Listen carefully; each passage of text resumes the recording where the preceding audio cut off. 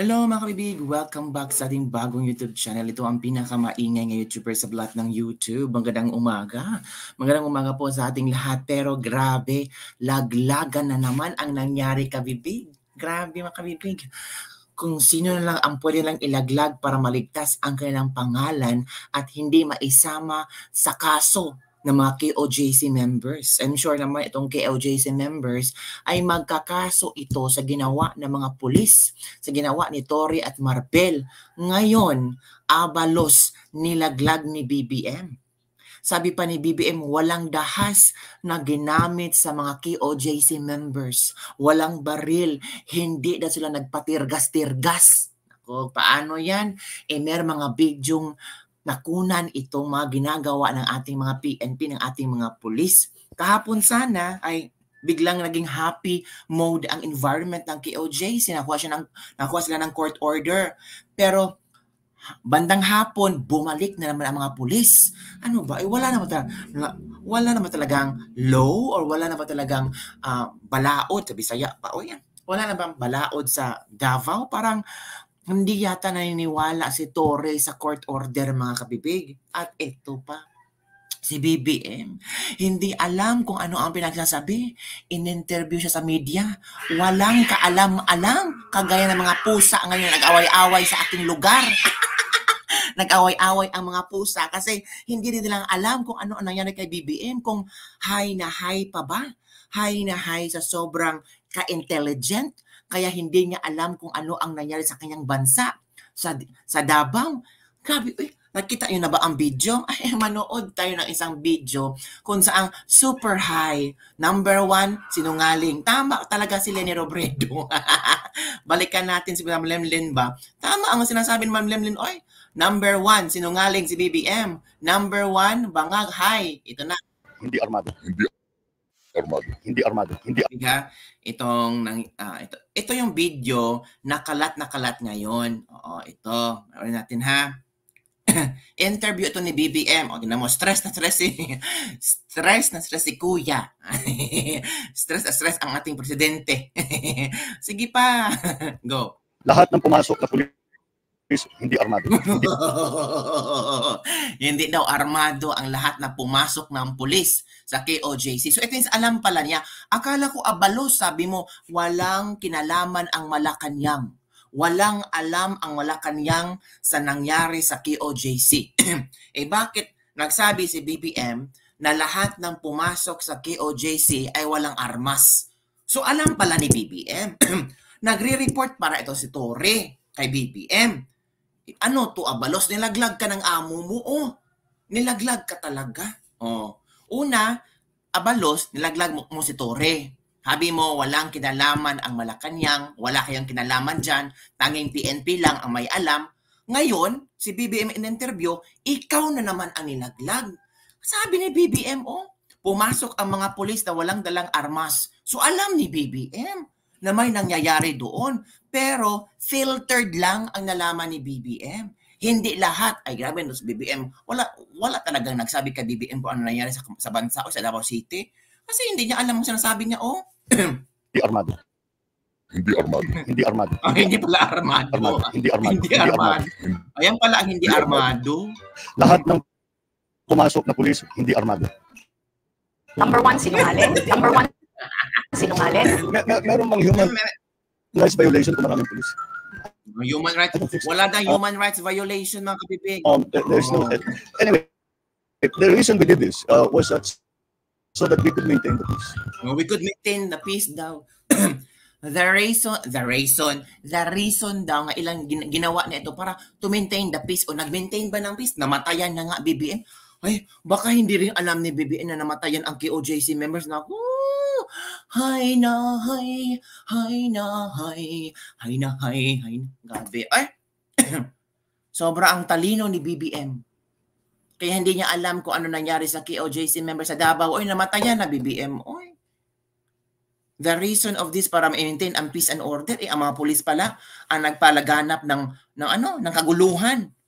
Naku, walang armas. Wala nang humanitarian abuse. Meron po. The only way to maintain the peace is to make sure that the area is safe and is secure. Secure. You go to any human rights advocate, there's not Ay, ang galing talaga magsalita. Yung mga words niya ba, puro English. Tapos mali-mali pala ang impormasyon. Mahirap talaga maging presidente, no? Pag puro ka na lang, pang-media ka lang. Puro pang-media ka lang. Ay, nako. Walang baril, kahit isa. Walang baril, kahit isa. One, sinungaling. Hindi kami gumamit ng tear gas. Hindi kami Hindi gumamit ng gumamit gas. ng tear gas. Hindi kami gumamit ng tear gas. Hindi kami gumamit ng tear gas. Hindi kami gumamit. Hindi kami ha, it means kasali siya. Hindi kami, it means alam niya. Ngayon Abalos, sabihin mo sa amin na walang alam ang Malacanang dito. Sabihin mo Abalos na walang alam ang Malacanang. Yun ang pinapakalat mo. Ngayon, sabi ni BBM, hindi kami. So kasali siya. So alam niya. From the first na paggalaw ni Tory, alam ni BBM. Every now and then nagre-report itong si Tory kay BBM, kay Abalos. 'Di ba? Kasi nagkagulo na ang Davao, nagkaroon ng people power, takot sila, hugas kamay si Abalos. Ngayon nilaglag siya ni BBM. Paano 'yan? 'Di ba? Kasali pala sila. So kung magkakaso ang ang KOJC, isali nila si BBM. Nako po. Impeachment ba ito? Ito ang klarong impeachment. 'Di ba? Sabi niyo si BP Sara ma-impeach. Ito ground for impeachment. Ito ang klarong impeachment. May video. Dininay ni BBM na walang tear gas, hindi armado, for peace and security. 'Di ba? Ano sabihin ng mga supporters niya? AI itong si BBM ang salita dito. Number 1, sinungaling. Sabi, tama si Lenny, oy. Tama din si Lenny, oy. Number 1, alam niya si BBM. Nabudo lang tayo. Diba mga kabibig? Tingnan nyo nga, Eric Kitos BBM, oy. BBM, gumising ka na dyan, oy. Hindi kami gumamit ng tear gas. Number 1, sinungaling. Wala kami ginawa gano'n. So ano yung manuscript? It's a joke. Again, be? Lahat ng pumasok na pulis, hindi armado. Hindi armado. Hindi armado. Hindi armado. Hindi armado. Hindi armado. Hindi armado. Hindi armado. Lahat ng pumasok na pulis, hindi armado. Number 1, sinungaling. Number 1, sinungaling. Meron bang human rights violation kung maraming pulis? I don't think so. Human rights violation. Anyway, the reason we did this was so that we could maintain the peace. Maintain peace. The only way to maintain the peace is to make sure that the area is safe and is secure. You go to any human rights advocate, there's nothing that we did. Walang baril, kahit isa. Walang baril, kahit isa. Number 1, sinungaling. Hindi kami gumamit ng tear gas. Hindi kami gumamit ng tear gas. Hindi kami gumamit ng tear gas. Hindi kami gumamit ng tear gas. Number 1, sinungaling. Wala kami ginawa gano'n. So ano yung Ay, nako, nagmumukhang katatawa si BBM. It's a big joke. Sabi na iba nila, it's a big joke. Ang ating presidente is a big joke. Grabe mga kabibig, no? Natatawa talaga ako sa mga statement ba ito ni BBM? Si BBM ba ito, oy? Statement ba ito ni BBM? Oy, BBM, statement mo ba to? Panay kasi kabilang side ang ginagamit ng paghigop. Ang sama ng kulay niya dyan. Something definitely wrong with him. I won't be surprised ang mag-overdose siya. Apektado ang brain cells niya. Kaya ganun na siya ngayon. Nako, ano masasabi niyo dito mga dapat sinali niyo pong yung pepper spray sa isang matandang babae na pulis. Kitang-kita sa video niyo. Dahas na yon. Kung nakinig sana tayo kaya Mama Lens, si Pacquiao sana naging presidente natin. Lalong a big joke. Then all accusation hurled against him are true. Coke like you, di ba? May tumama din sinabi ni Mama Logs doon, sinungaling nga. Nothing that we did. Kala ko ba walang kinalaman kayo sa police operation sa Davao? So alam nyo pala lahat na nangyari. Yun ang mga komento ng ating mga netizen. Nothing that we did. Hindi kami. Wala kami. Di ba? So it means, kunwari lang yan si Tory titira dyan sa loob ng papamembers. Ay, naku. One example sa Polvoron, yung hallucinations daw. Teka, parang nakikita ko yan kay BBM, walang baril at tear gas, hallucinations yan. No? Naku, may tama ito now. Diba? Sabi na hallucinations daw ito. Kawawa talaga ang bansa, bangag ang ating presidente. Bumabay din ang peg, apakalutang. Ito pala ang totoong lutang, sabi na isa niya. Isalin nyo rin na sa mainstream media. Super, harap-harapan ang pagsisinungaling. O ano, gising na kayo. Split-minded na ito Parang wala sa hulog mang salitang taong ito. Ginagago naman niya ang taong bayan. Klaro sa video, sir. Nako, kaya pala walang human rights kasi walang baril, wala kahit isa. So yun mga kabib, parang pinagtatawanan na lang si BBM sa kanyang statement.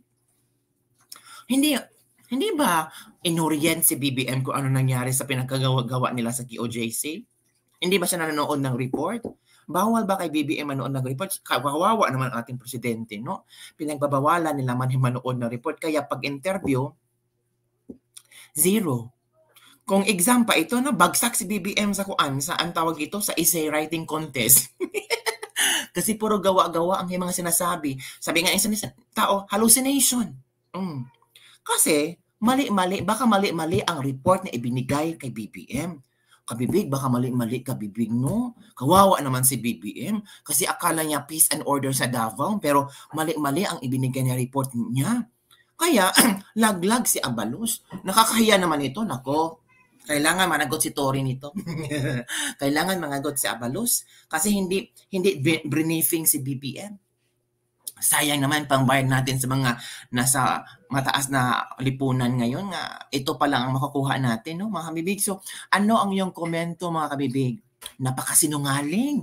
Isang malaking joke si BBM sa interview na ito.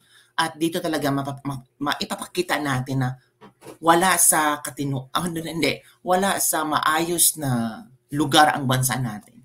Kasi yung presidente natin hindi alam kung ano ang nangyayari sa bansa natin. Diba? Yun lang po mga kabibig ang ating latest lebag for today. Don't forget to like, subscribe, and share this video. Bye everyone. See you next time.